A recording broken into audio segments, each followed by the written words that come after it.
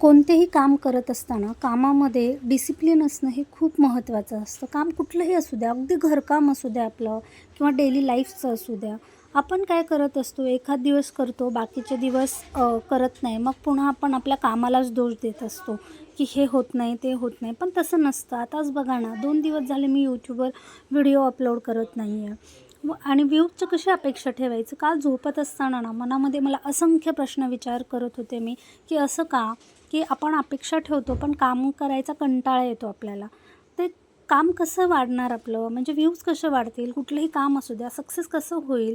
असेच ना, जर तुम्ही कुठलंही काम करत असू द्या किंवा मी सुद्धा, तर कामामध्ये आपल्या डिसिप्लिन असणं किंवा ते काम पूर्ण होईपर्यंत त्यामध्ये सातत्य ठेवणं खूप महत्त्वाचं असतं. नाविन्यता आणणं हे खूप महत्त्वाचं असतं. म्हणून कुठलंही काम करत असताना तुमच्या कामामध्ये ना डिसिप्लिन असणं किंवा त्यामध्ये वेगवेगळे व्हरायटीज देणं हे खूप महत्त्वाचं असतं. तरच आपण आपल्या लाईफमध्ये सक्सेस होऊ शकतो.